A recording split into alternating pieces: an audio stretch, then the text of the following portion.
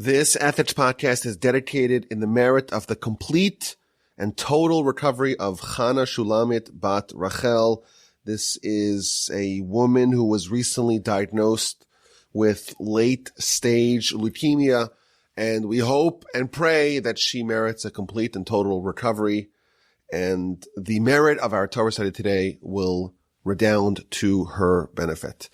If you would like to dedicate an upcoming episode of the Ethics Podcast or any one of our other amazing podcasts here at Torch, from the Torch Center in Houston, Texas, send me an email, rabbiwolbe@gmail.com, or visit our website, torchweb.org. Once you are on our website, you can look at our upcoming programs, and we're doing something a little bit interesting and a little bit unique in the year that is upcoming. Of course, when the year begins, everyone has big plans for how they're going to make this upcoming year, 2022, the best year possible. And of course, at the Torch Center, we have some ideas of how to improve your life. And on January 3rd, which is a Monday, at 7:30 Central, we're going to be launching a brand new series. It's going to be a 10-week series called Masterclass. And the objective of this series is to improve your character. Of course, we all are comprised of good character and a little bit of bad character as well. But for most of us, to understand really what makes up our character, what are our strengths, and what are our weaknesses, and what do we need to do to improve, and how do we fix our character? Most of us, it's just a big mess. And in the Torch Center, we're going to start a new class. This is going to be a live class. It's going to be available if you happen to live locally in the Torch Center. But if you're not local, it's going to be online at torchzoom.com. That's a direct link to the Torch Zoom account. And the objective of this 10-week program, it's 10 Mondays beginning January 3rd, is to learn how to identify your characteristics, to find out what are your good traits, what are your bad traits, and to develop a plan for fixing those character traits and improving yourself. It's learning really how to look inwardly, how to kind of do some introspection to learn your character and then to improve your character and refine your character and become a better person in the year upcoming. Of course, that's what we want to do. 2022 is upon us, and there's no greater New Year's resolution than to improve yourself and improve your character. And you can do that with us here at the Torch Center. The name of this program is called Musar Masterclass.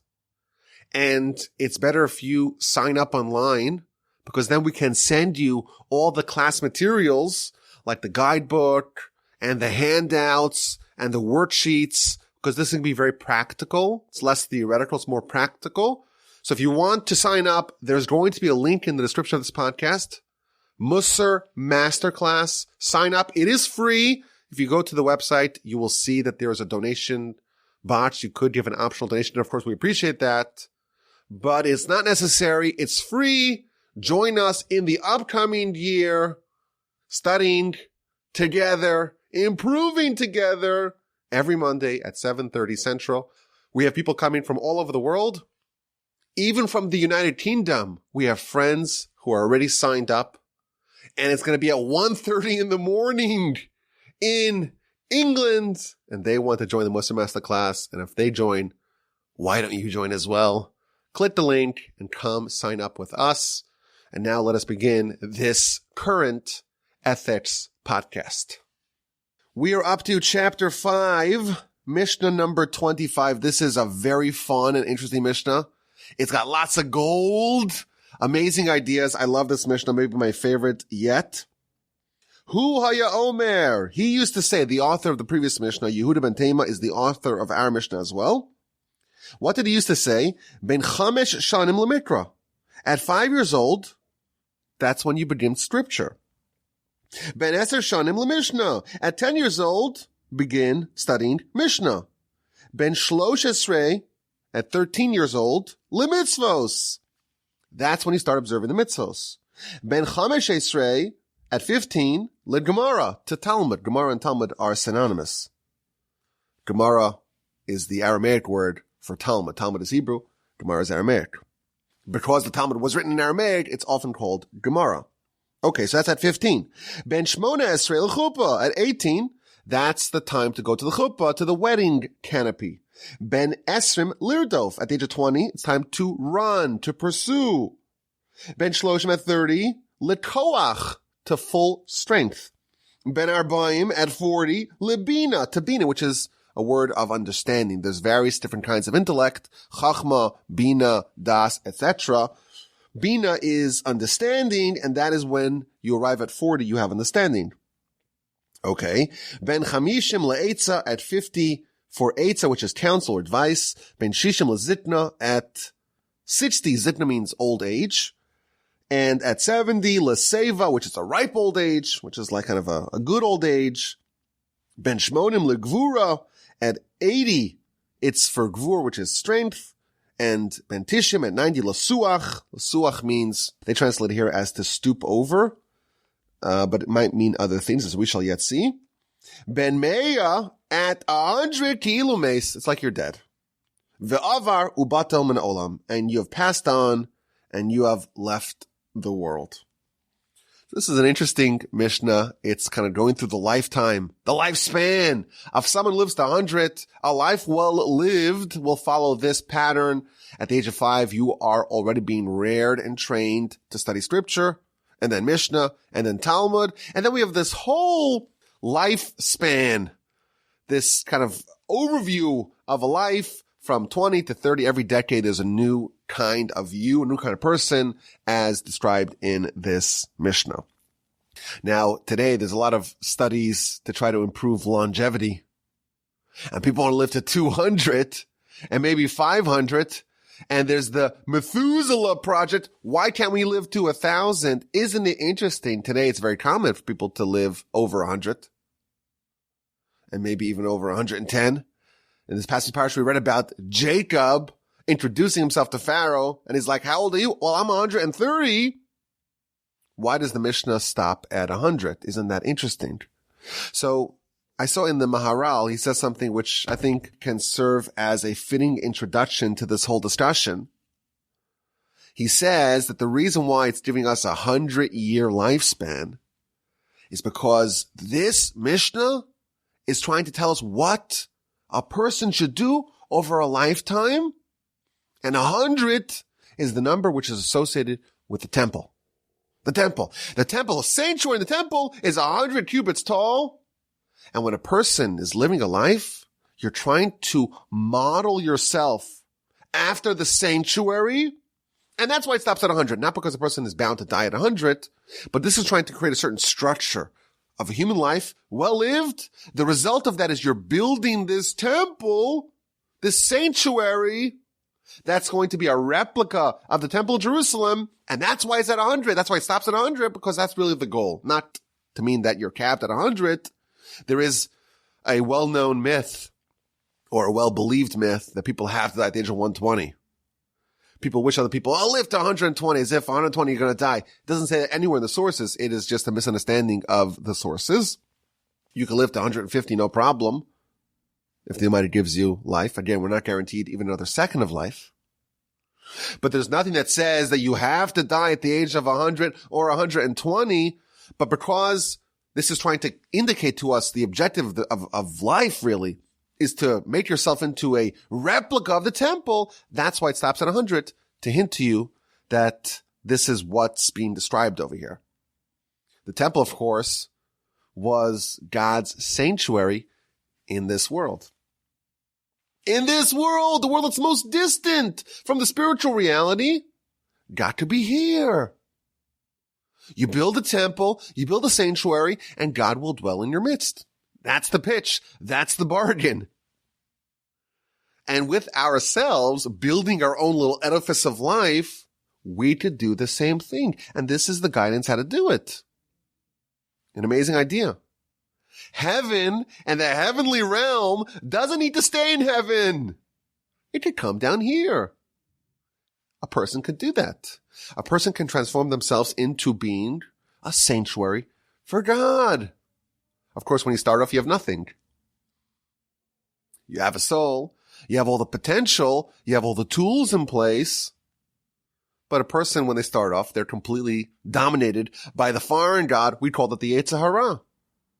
But over the course of life, if you have good training, good mentors, you have access to good tools, you engage in the manual to do this, the Torah, you could bring God into your life.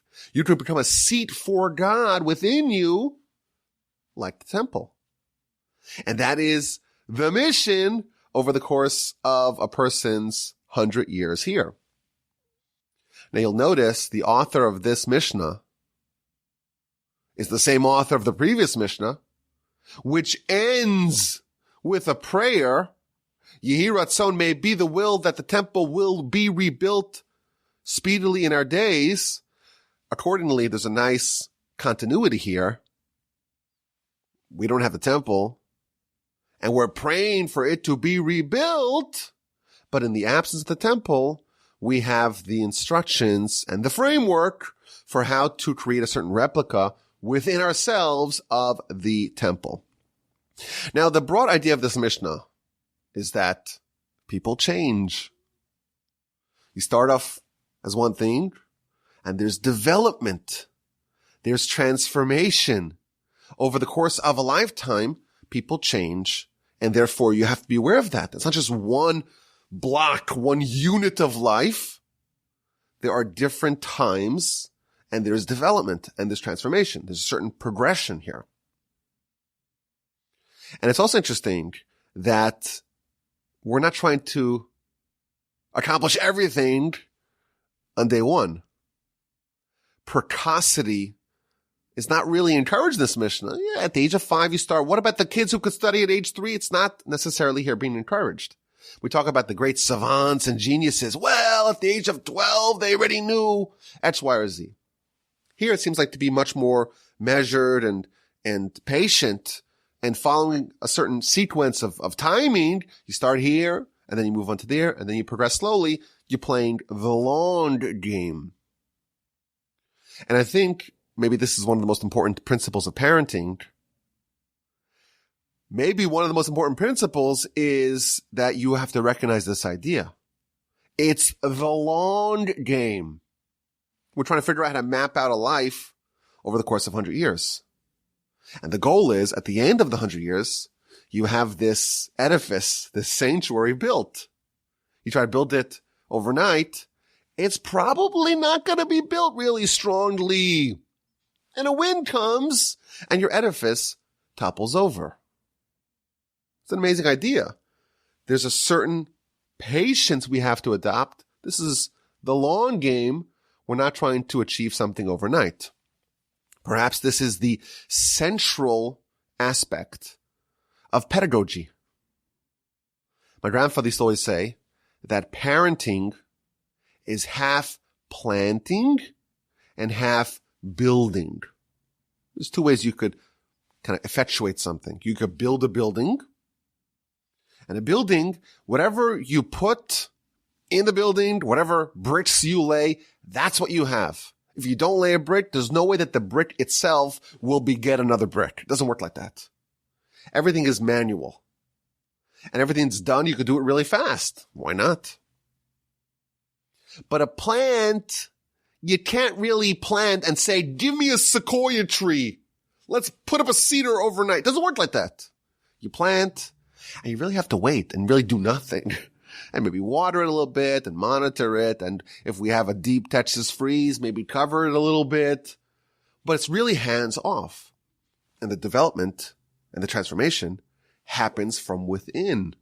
The tree grows in ways that you didn't even expect. But provided that you provide, those guardrails and whatever it needs, the nourishment, the sunlight, the watering, etc., it itself will develop on its own. And the proper balance between the building, the things that you need to do, and the rigidity that you have to set in place, and then the planting, the ideas that you plant, and you don't expect to see any results for years. And everything's happening beneath the surface. And the transformation, the blooming, the blossoming only happens much, much, much later. The proper balance between those two, striking the balance, That is pedagogy. That is parenting. Kids are like plants. We're told in the Torah. Ha'adam eitz hasada. Man is a tree of the field. Now, what exactly that means? There's many different, of course, dimensions of interpretation. But certainly this idea that a person is like a tree, and just like a tree, you plant the seeds in the ground and you don't expect results for a long, long time. That is very much one of the ideas of that concept.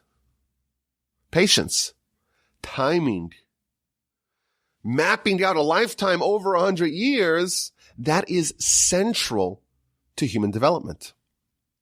I remember reading this one line.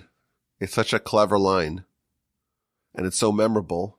Once I say it, you'll say, that was pretty clever, and then you too won't forget it. It was, there's an author and statistician named Nassim Nicholas Taleb. You may have heard of him. So he wrote this. I thought it was so clever. He's like, you can't make 9 women pregnant and produce a baby in 1 month. It doesn't work like that. It doesn't work like that. Some things you just need time. You need 9 months, and that's it. There's no way to short circuit the system. Here we're told that to build this sanctuary that we're trying to build, you really need a lifetime. And if you try to accomplish all at once, it's not really going to work. This is the long game. The children are like a tree that they have to develop on their own over time. Let it germinate. Let it develop underground. Wait and be patient.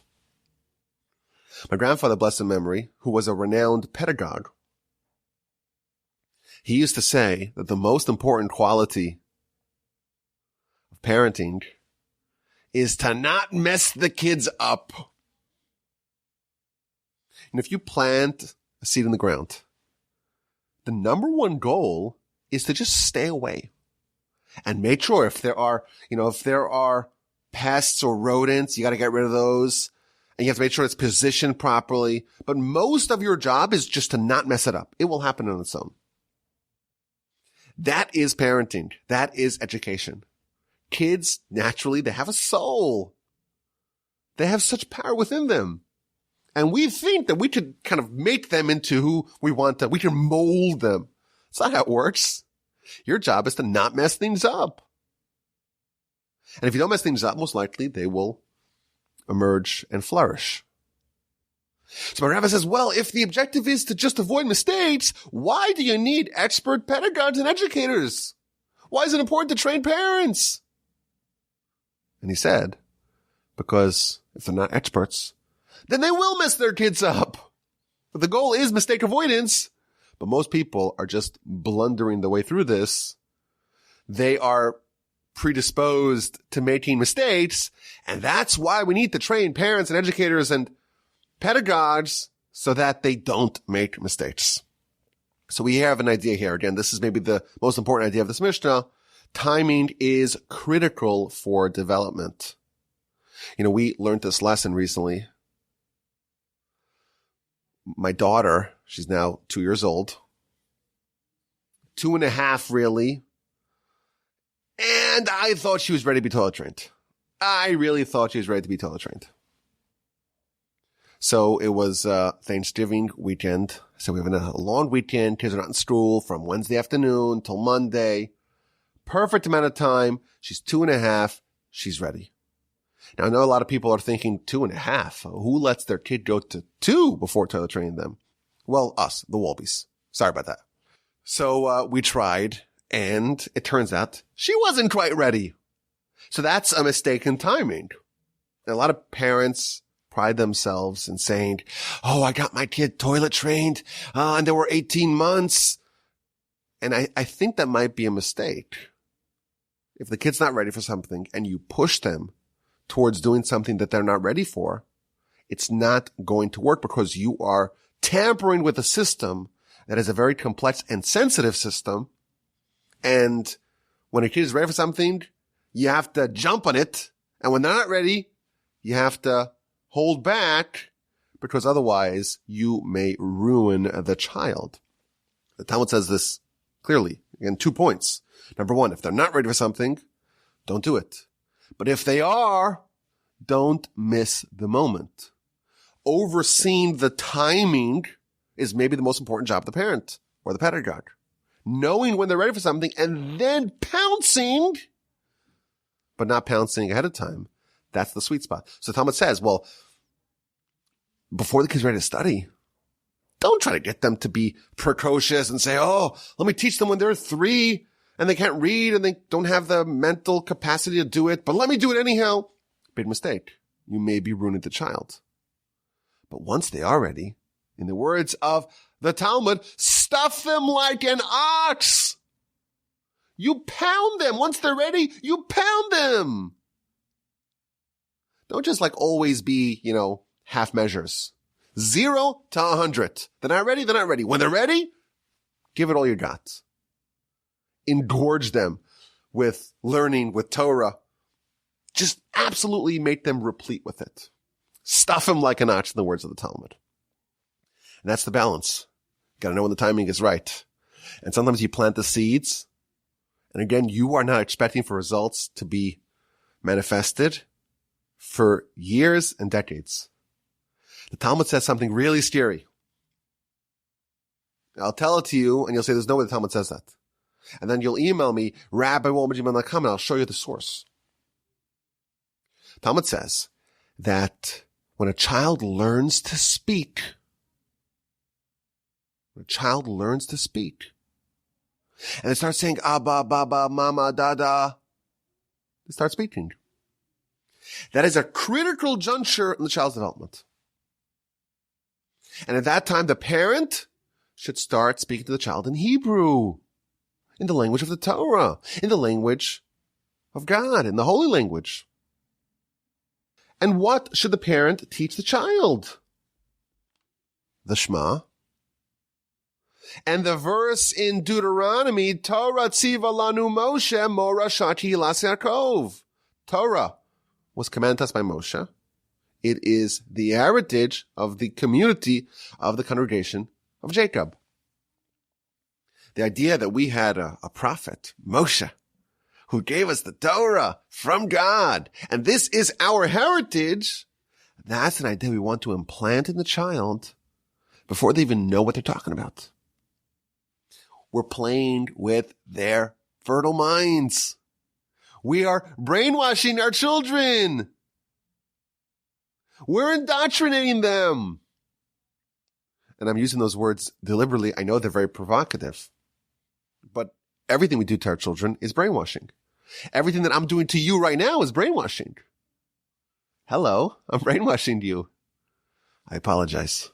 I'm cleaning it, scrubbing it, making sure it's nice and clean.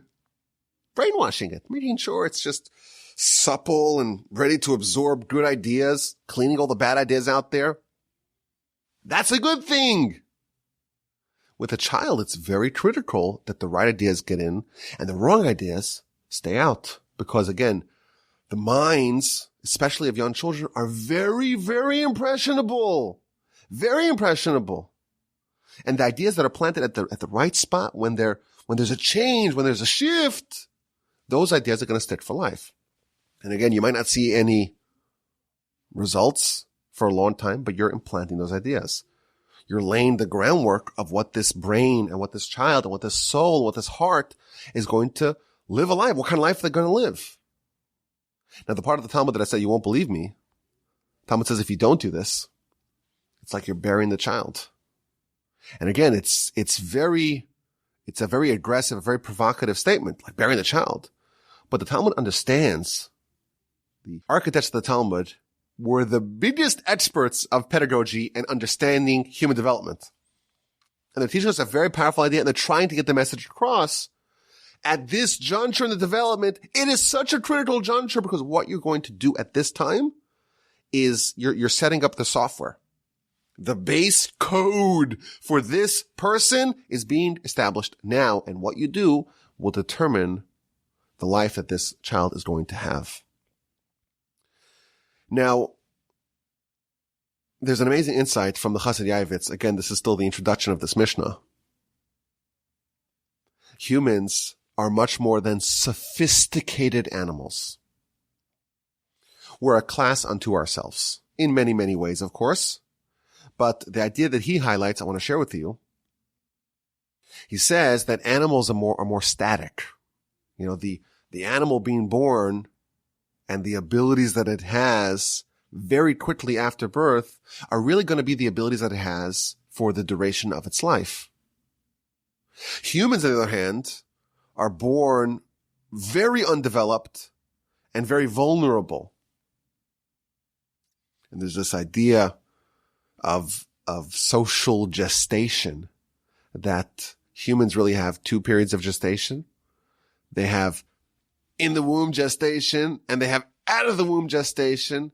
And that's why kids can't really walk or crawl until they've been basically 9 months out of the womb, because that's really the full gestation.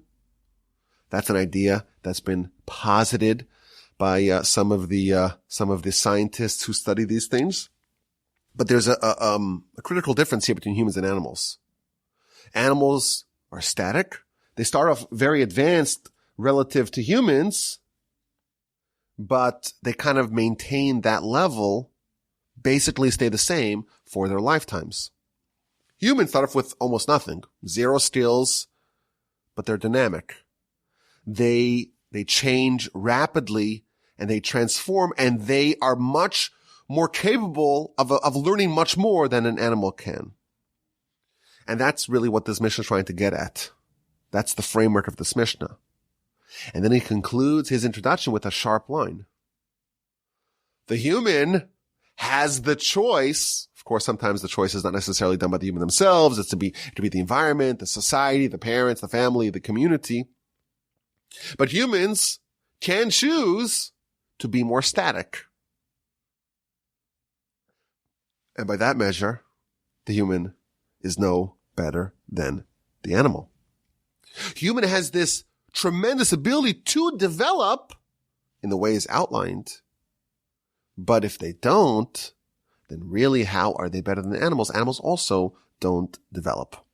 So that's the introductions I wanted to share with you before we begin this Mishnah. But an incredible idea. We're outlining in the first 5 years, and 5 to 10, and 10 to 15, and 15 to 20, then 20s and 30s and 40s, and all these different eras of decades in a person's life. So first of all, you'll notice that the growth and the change happens over decades. The 20s, that's for chasing. And then the 30s, well, that's strength. And then the 40s, well, that's insight. And then the 50s, well, that's advice or counsel. So first of all, we're told in scripture that the average lifespan is about 70 years. And by the way, today, the average life expectancy globally is also about 70 years. If you think about it, if a decade is a unit of life, it does follow a certain pattern. We have 7 days of the week, and we have 7, so to speak, decades of the life. It is interesting that a decade is viewed by our Mishnah as a distinct unit, and you got really 7 of them. But there's a quote that I was reminded of when thinking about this Mishnah from Bill Gates. I know he's a controversial figure, but I like this quote. He used to say that most people overestimate what they can do in a year, but most people underestimate what they can do in a decade. And maybe that fits into this paradigm of our Mishnah. Every decade is an opportunity to transform yourself, and of course, by extension, to transform your life and to build a central building block in the edifice you're trying to build, in the model sanctuary you're trying to construct. And therefore, we're told 10 years, you have 10 years to do something radically transformative to yourself and to the world. And as you progress, your opportunities are opened and are changed. I would imagine some opportunities are closed as well, and therefore you have to make sure you do the right thing in the right time. Now, it's interesting, if you look at just this Mishnah, we're told what you do in your 20s and 30s, in decades, but the first 20 years are broken up into periods of 5 years. So 0 to 5, we're not told anything. I would imagine that 0 to 5, it's kind of, family time, learning to walk, learning to talk, maybe learning how to read. And then we have 5 to 10, and that's about learning scripture. And 10 to 15, we're told, that's the time to learn Mishnah. Mishnah, of course, is the laws, the canon of the oral Torah of laws of the Torah. And 15 to 20, well, it's 5 years to master Talmud. Why are the first 20 years broken up into smaller increments than the rest of the lifetime? So I saw an interesting Maharal again. He says that the first 20 years are different than the rest of a person's lifetime. How so? So even today, you can't vote. You're not an adult till you're 18. And then there's other things, you can't drink or smoke or something like that till 20. Even our society looks at the age of 20 as a person maturing from a youth, from an adolescent into an adult who can make their own decisions. But he says something interesting. He says that every big change demands a decade. And by the way, one of the reasons why people fail, it's not because they don't have the ability, is because they don't put in the decade. If you want to undertake something, you need a decade. And you try for a month, and it's just not going. That could either mean because it's not the right thing for you to choose, or it could mean it is the right thing for you to choose. You just need to invest a decade. And that's the problem. You see people who are very talented, but again, they expect immediate results, and they invest a month, a half a year, even 5 years, and they don't see the transformative success that they had anticipated, and they quit. And they go on something else, and they go on something else, and they go on something else. Here we're told, you need a decade. Now, you should be seeing a little bit of success. This is, we're told also, again, the sources. This is not me speculating here. You should see a little success after 5 years. If you don't see even a little bit of success after 5 years, then it's time to table that plan.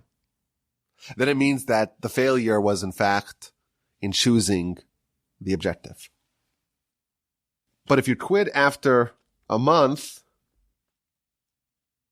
then it's not necessarily because you'd made a poor choice. You might not have put in the hours. So you need a decade. But when it comes to the things that you do in your youth, you only need 5 years. Why? Because at that juncture in your life, you go to school. And at school, the objective of school is to divide the work between the instructor and the pupil. And therefore, the instructor, they invest the 5 years, and the pupil invests the 5 years, and therefore you have a decade. It's just distributed between the pupil and the instructor. So the principle is still true. You need a decade to master anything. But here, the decade is divided between the instructor and the pupil. Which, by the way, another pet peeve of mine. If you have someone who is lecturing and pontificating and bloviating from a lectern, and even if they develop nice ideas and they present these nice ideas in beautiful flowery terms, if they're doing 100% of the work, the pupils don't benefit. Here we're told that you do need to invest a decade, but because you're young, you only need to put in 50% of the work. The other 50% of the work will be put in by the instructor. But that doesn't mean the instructor does 100% of the work. It means the instructor does 50 and the pupil does 50. If the instructor does 100%, the pupil has done 0 and the pupil won't retain anything.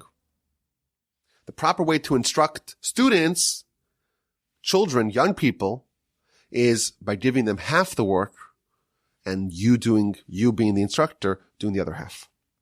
And once they're 20, they're on their own, really. They're supposed to do all the work. They should have the necessary tools in place to do 100% of the work.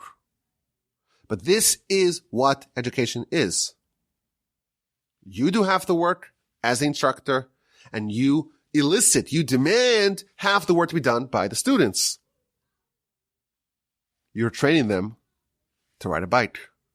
You're holding, you're guiding, you're correcting, but they have to work as well.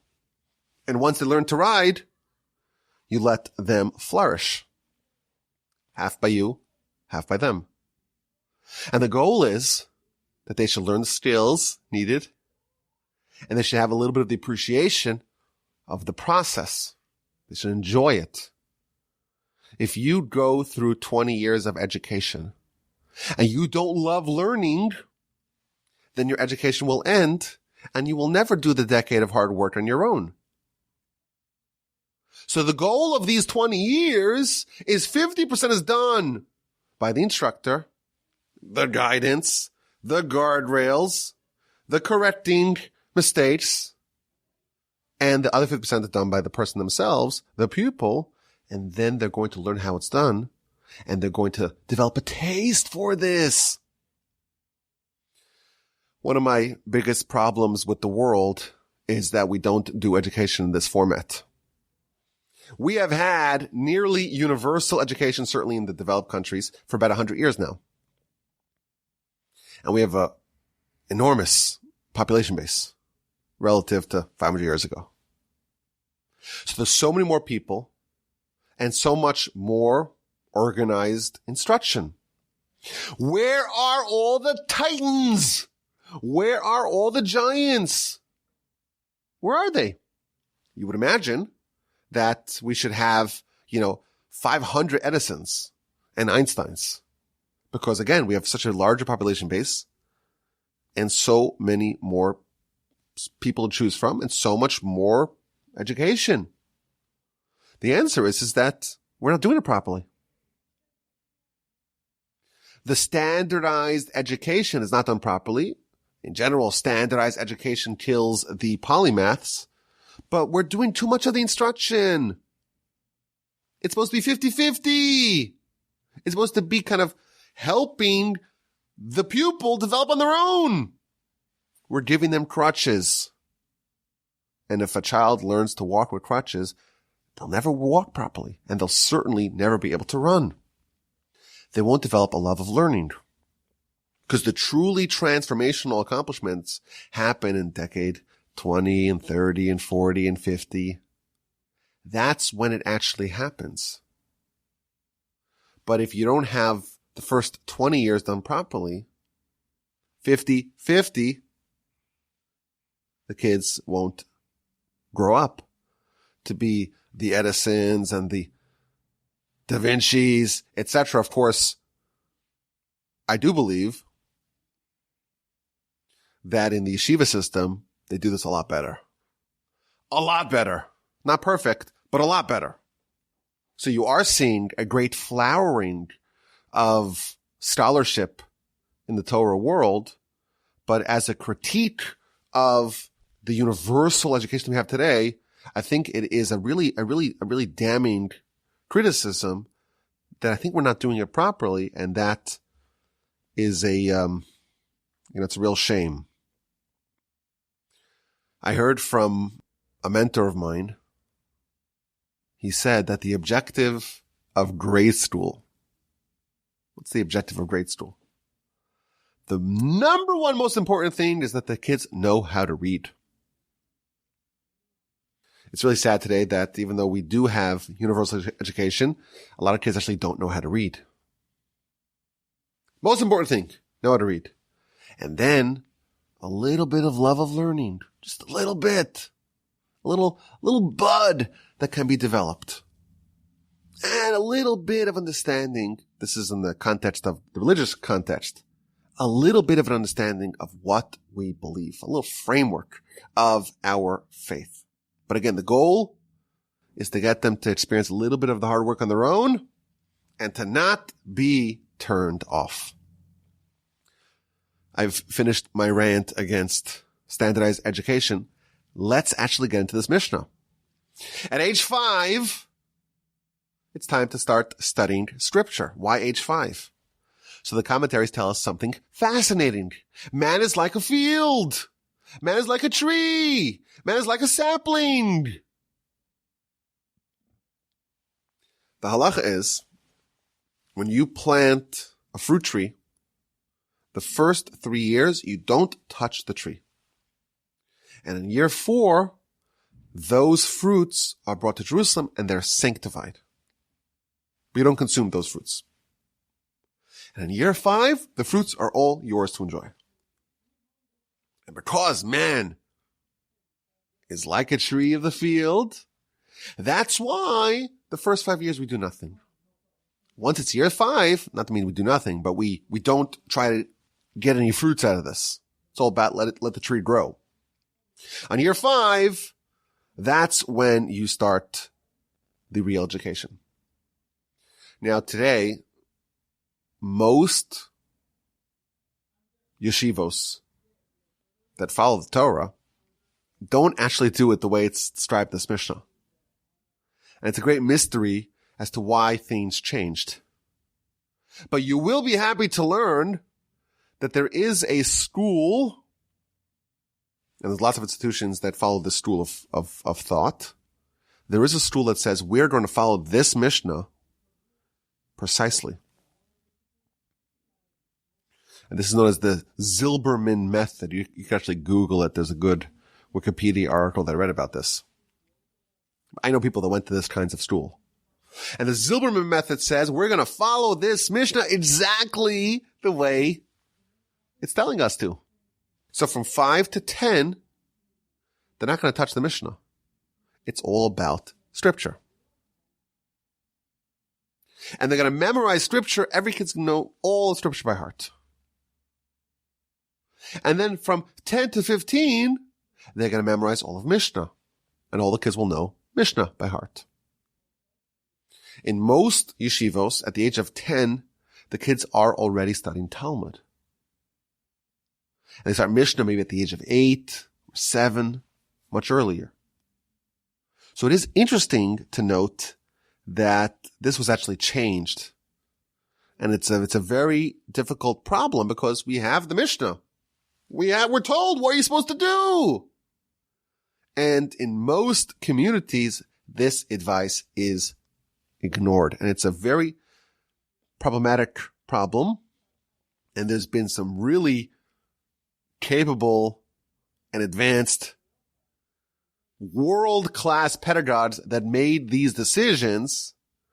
But I think the answer is that they're trying to engage at the highest level at the earliest point possible.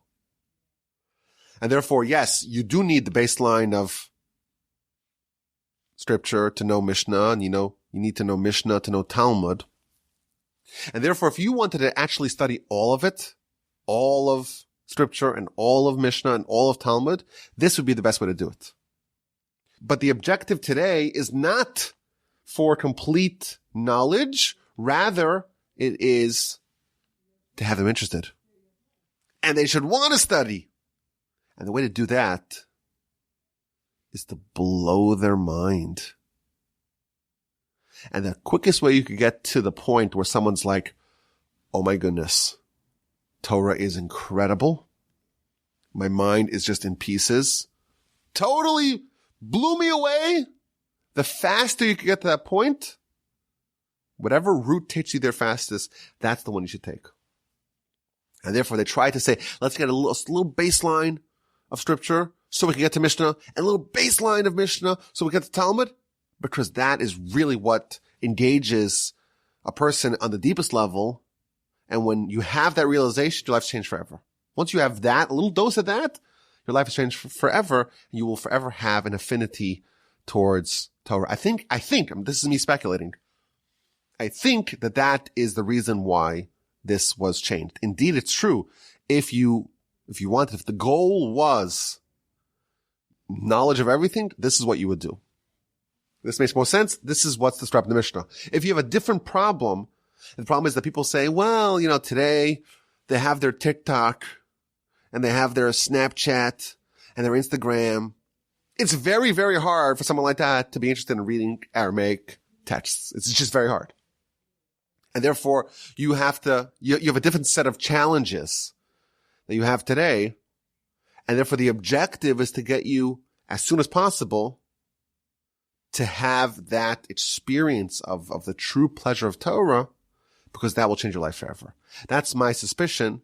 But again, it violates, or at least it opposes the outline of this Mishnah. Now, at age 10, you study Mishnah. Mishnah, again, is the laws. It's much easier than Talmud. You've spent 5 years mastering scripture. Now it's time to move to Mishnah. You spent 5 years mastering Mishnah. It's time to move to Talmud. But in the interim, you have, at the age of 13, that is when a person becomes obligated in mitzvos. Now, according to Jewish law, actually, this is for boys. For girls, it's at the age of 12. They mature faster, and therefore they are incorporated into the obligation to adhere to mitzvos at a younger age. Now, why at the age of 13 for boys? Why is that the juncture where they become obligated in mitzvahs? Now, of course, everyone agrees it is a very good idea to not just start at the age of 13. You gotta start much younger, so that way they get trained. But the point in time where they become bar mitzvah, bat mitzvah, 12 and 13, a girl is 12, a boy is 13, that is when they're obligated themselves. Why 13? So, the basic answer is that at this juncture, on average, children hit their puberty, and that is one definition of adulthood. And the sages estimated that's around 13 for boys and 12 for girls. Apparently, even today, girls mature faster. And to me, this is really interesting, that one of the definitions of adulthood is the ability to procreate. That's when you become a person on your own, which kind of has a certain degree of responsibility to it. You are responsible. You are capable. The Almighty is showing you that you're capable of actually being responsible for another human. Of course, bad advice. And we'll talk more about marriage and parenthood a little bit later. But there is a juncture of development at 13. Now you are an adult, and now you're responsible for the things that adults are responsible for. But Rashi says something that kind of blew my mind. Rashi says that one of the sources that a boy becomes an adult, a man, at the age of 13, is from a verse in scripture in Genesis chapter 34. Well, what happened in chapter 34 of Genesis? Jacob has 12 sons and 1 daughter. And his daughter Dinah is kidnapped and raped by this terrible guy named Shem. And 2 of Jacob's sons do a big ruse, get everyone to circumcise. We know the story. And when they're sick and they're bedridden, they come with swords and they slew an entire city. Who are those 2 sons? Shimon and Levi, the second and third sons of Jacob. If you look at that verse, it describes, this is chapter 34, verse 25. Vayikhu shnei bnei Yaakov, the 2 sons of Jacob took, who are these 2 sons? Shimon and Levi, achei Dinah, the brothers of Dinah. Ish harbo, every man took their sword. The verse describes these 2 boys as men. How old were they?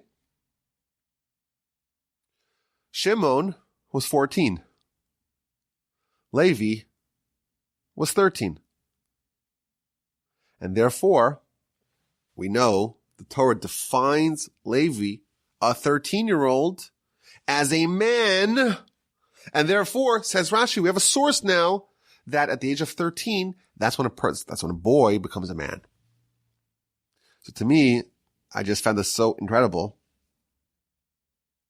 that, first of all, Shimon and Levi defending their sister and destroying a whole city, they're teenagers. I couldn't believe that. These are teenagers. That's it. 13 and 14. Little kids. But also, I think this is a nice definition of adulthood. Adulthood is like the chaos of teenagehood. There's a certain explosion of hormones, and there's going to be rebellion, and that's a child coming into their own. That's a child kind of developing themselves independently. Now, of course, teenagers, they've earned their stereotypes justly. They have earned it. There is merits behind all the things they say about teenagers, I've been told.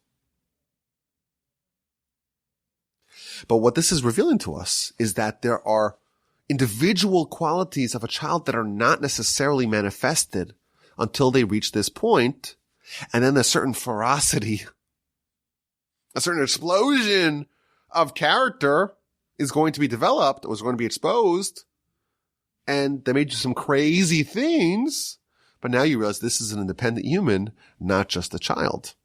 And of course, the hope is that those qualities will be honed, will be, you'll maybe scrape off some of the rough edges a little bit, sharpen it, channel it for its proper use. But to me, this was an amazing idea. At the age of 13, the child is acting crazy, potentially. And now they're acting as themselves, not just as a child. At the age of 15, it's time to teach them Talmud. Your brain is a sloshy little thing, which is the most advanced piece of technology, piece of matter in existence. But unlike other advanced and complicated things, and the amount of it, by the way, that we know of how it actually works, it's like a tip of the iceberg. The only thing they really know is that, this part of the brain lights up when they're thinking about X, Y, and Z, which is, again, the most unscientific way to actually figure out what's happening. To me, I think it's kind of ridiculous. This part of the brain is flashing, as if that tells us really how it works. There is at least an argument to be said that the soul, the seat of the soul is the brain. So we're talking about the most advanced thing in the entire universe, with the exception, of course, of God, right? God is the creator, but the holiest, most sublime thing is the human soul.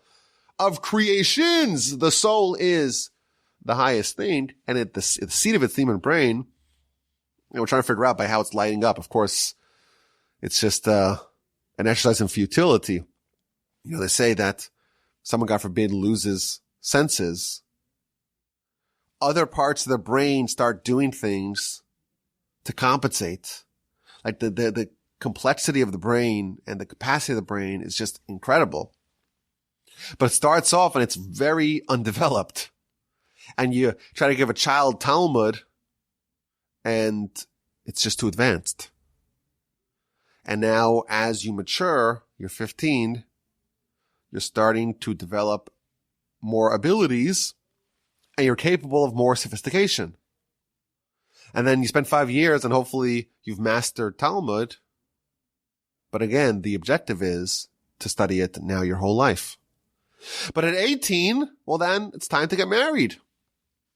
Or at least to enter into the wedding canopy.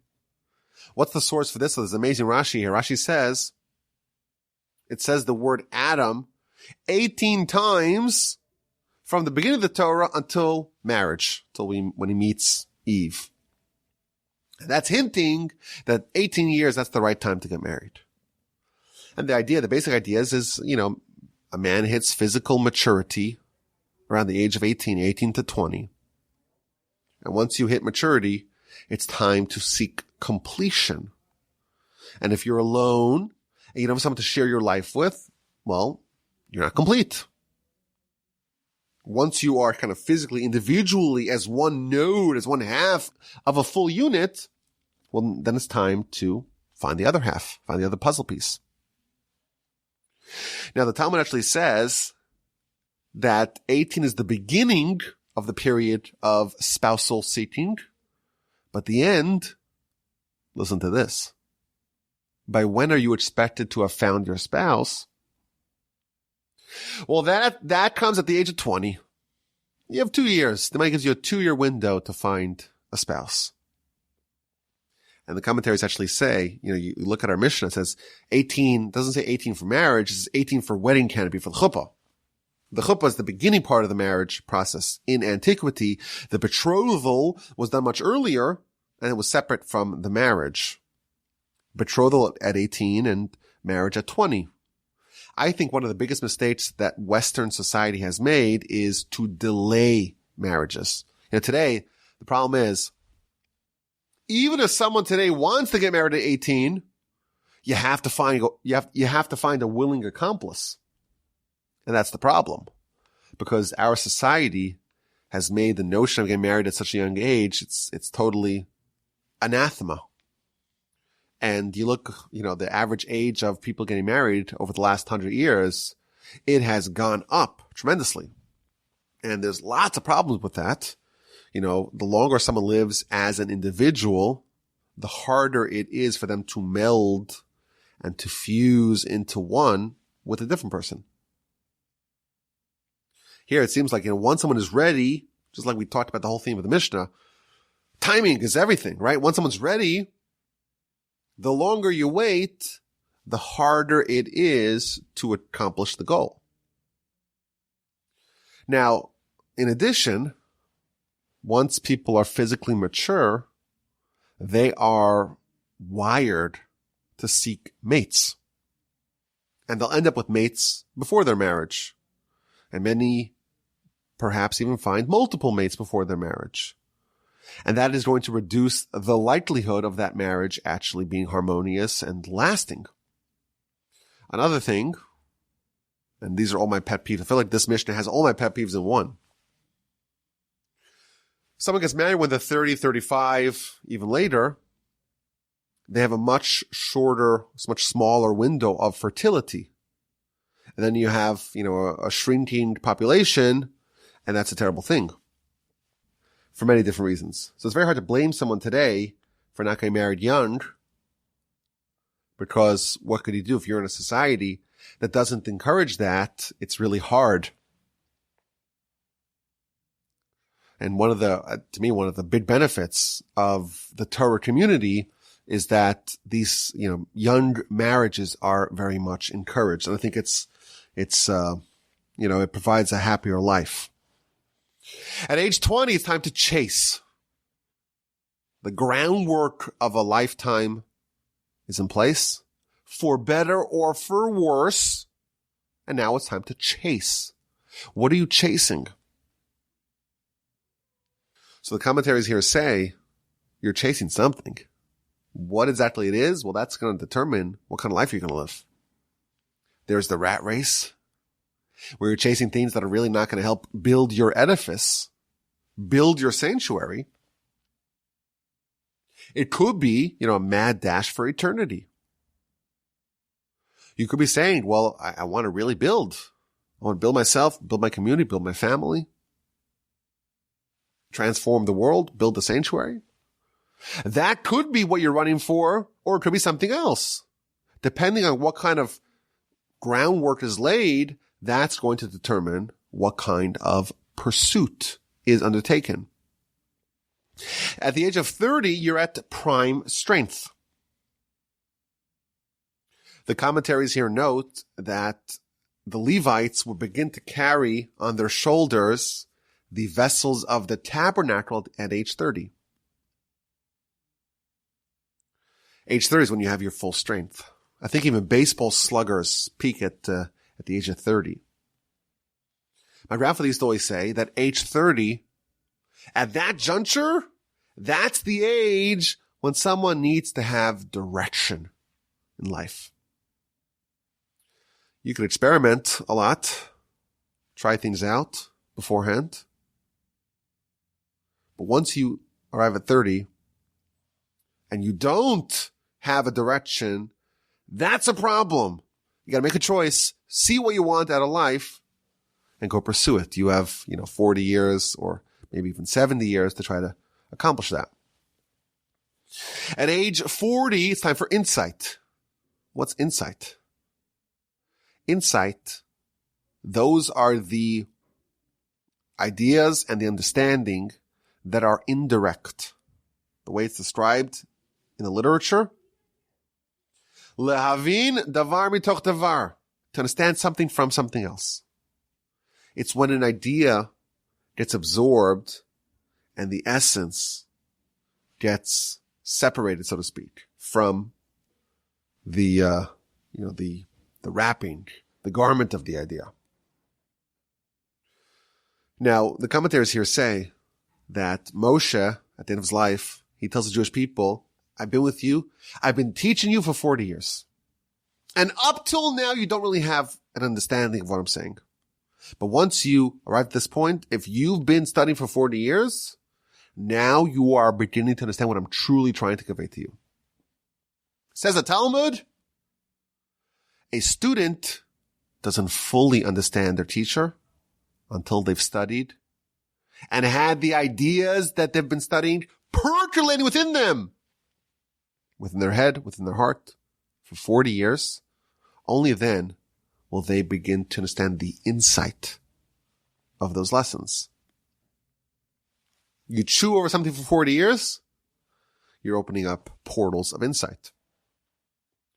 In 1976 and 1977, my grandfather, blessed memory, unveiled a series of lectures which codified the principles, the foundations of his teacher's Torah. And his rationale for this was that 40 years ago, my teacher passed. And I have not stopped turning over and studying and chewing over all of his Torah. I've spent 40 years on it. And now I'm going to present to you my insight, my findings. Kind of an amazing idea. 40 years after his teacher passed, he never stopped. Turning it all over, studying it from every angle, ruminating on those ideas. And then he presented his findings and actually wrote a book on it. The principles that his teacher actually was trying to convey. At 50, it's time to give advice. Now you can become a mentor. It's not quite retirement age, but it is transitioning to a new phase of providing counsel and advice. At 60, well, that's old age. Old age has a very negative connotation, but the commentaries, they offer a completely different view. A zaken, which is an old person, is another way of saying a wise person, a person who has acquired wisdom. That's the definition of an old person, of a zaken. Ze shekana chachma. And the idea being, this is from the Maharal, as a person's physical capacities begin to decline, commensurate to the decline of their physical capacities is their increase of their mental and intellectual capacities. Wisdom is like fine wine. It improves with age. Provided that the person is someone who has been using their brain. This is the problem. If someone has not been using the brain, at the age of 60, they begin to decline in every way because their brain has not been honed and sharpened and developed, and therefore they just go crazy because physically they lose it and mentally they lose it as well. There's an amazing Talmud, the book of Shabbat, page 152, about aging. It talks about, for example, someone who's very promiscuous. They age prematurely. And then it says, a Torah scholar, as they age, they get more wisdom. Whereas an ignoramus, as they age, they get more foolish. So aging is not this one process. It depends on what the organ, the brain, the nuclear weapon, for peaceful purposes, in your brain, balancing on your shoulders. What that has been doing over the course of the first 60 years is going to determine what kind of old age are you going to get. Is it going to be the fine wine, the aging of the fine wine, where it gets more wisdom, or is it going to get more foolish? My grandfather, blessed memory, used to talk about the ridges that get formed with concerted thought. If you open up the brain, not that I've ever seen this, but I've been told, if you open up the brain of a thinking person, you do an autopsy of a brain of a thinking person, and you compare that to the brain of a non-thinking person, they look like completely different organs because the brain actually changes with use. So you have these muscles, if they have been used properly, and of course there's no better vehicle for that than the Torah, they're going to improve. At the age of 60, you're entering your prime. Whereas if you don't use it properly, they wither and get corrupted. I had a thought over the weekend. You have such a powerful organ. You got this nuclear weapon for peaceful purposes, or not, balancing on your shoulders, and most people are completely unaware of it, and they never actually get to experience what it's all about. So in my head, I thought, this is like, if you have a smartphone, most of you, I assume, have like an iPhone or an Android, and it's got Wikipedia on it, Google search, you can listen to Torah podcasts, you have like a lot, not all, but a lot of the world's wisdom is available at the click of a screen, and you can watch videos on it. And then you'll have a fool who says, you know what I have over here? Look at this. I could turn on the flashlight. What an amazing thing. I got a flashlight. And they buy a really expensive $1,000 phone, and they only use it as a flashlight. What a shame. They never see what it's capable of. They never take it for a spin. That's most people's experience with their brains. It's just a flashlight. They never take it for a spin. They never find out what it's all about. And then when they're 60, the brain gets even more foolish because that's what happens. Whereas the other people who've honed and developed this and used it properly, the brain is flourishing and entering its prime at the age of 60. At 70, it's time for seva, which means a good life. It's the average lifetime. It's the average lifespan. And people are satisfied. You meet people like this and they say, I've lived a good life. If I go home now, I'm kind of ready for it. You speak to young kids, they're not quite there. They're still running, pursuing. As people get older, it's almost like a natural biological thing. They get ready to transition.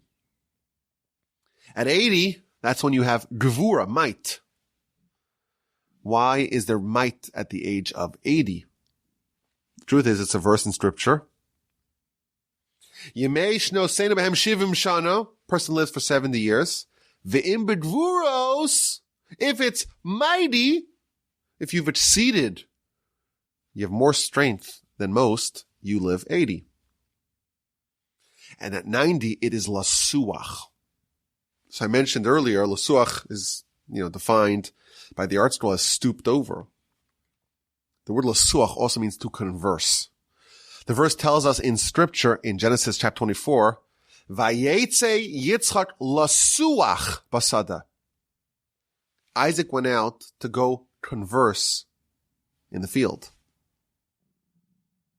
Says Rashi, conversing is another word for praying.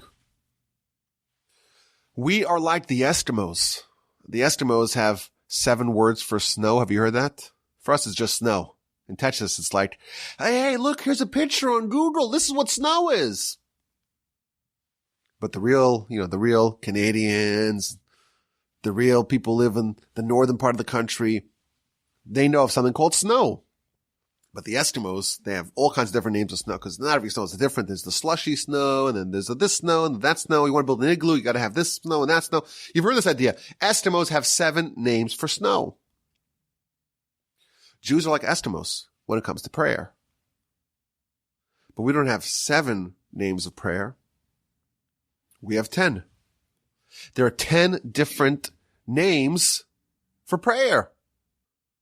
And one of them is lasuach, to converse. When someone becomes so familiar and so close to God, they're chatting. You're chatting with God. If someone has worked 90 years and they're almost finished kind of wrapping up their sanctuary, their relationship with God is so close and homey, it's like a conversation. Now, Isaac in this story was 40 years old. This is when he meets Rebekah. He's 40 years old. Isaac is precocious. He is already someone at the age of 40 who is conversing with God in a chummy fashion. They're close. They're friendly. They have a relationship. It's like a bilateral relationship. You want to chat with someone. You don't chat with someone that you never met with, right? Someone you're not friendly with. You don't know them. You don't chat with them. But an old friend or a long-time colleague or coworker, someone that you know, your neighbor, you chat with. At the level of 90, a life well lived will result in someone having a very close and intimate relationship with God.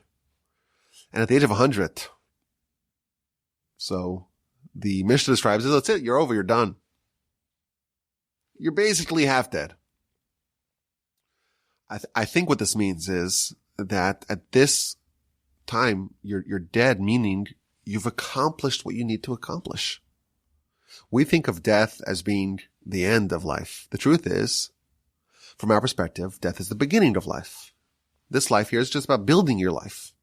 But actually living your life is once your soul is removed from your body and you no longer have those inhibitions, those bodily distractions holding you back. Life is about to begin. You're dead. You're closing off the world, the universe of preparation, and you're about to begin the life of consumption. The world and its thrills don't titillate you anymore. You're on a spiritual journey. You are not seduced by the trivialities of life. You are ready to begin your true life. So this Mishnah is just incredible. You see why I like this? You see why I love this Mishnah? You see why it's so much gold here? Tremendous, tremendous Mishnah here. We are here for a purpose. We're trying to do something. We have 100 years, hopefully. Again, we never know when our day is. We're not guaranteed even a second of life. Every breath is a miracle and a gift from God that demands that we thank Him for it. But our objective, to the best of our ability, is to try to build something transformational, something which is almost a model of the temple. We have 100 years to do it. And the first 20 years, we're learning the tools and the skills. We have mentors. And you don't want to push it. You have to understand the principle of timing. When the child's ready, you give it to them beforehand. You don't. And over the course of life, hopefully, you will actually build, or we will actually build this incredible edifice. A life well lived is described in this Mishnah. I thank you for listening. My email address is rabbiwolbe@gmail.com. As you know, we talk about ethics. But we also have a mitzvah podcast and a parsha podcast and a Jewish history podcast that needs more love and a Torah 101 podcast and a This Jewish Life podcast. You just go to Apple Podcasts or Google Podcasts and search my last name, Wolbe, and you should have about, 5 or 10 years of uninterrupted listening but I hope to keep on producing more content. Give it a listen. Email address is rabbiwolbe@gmail.com.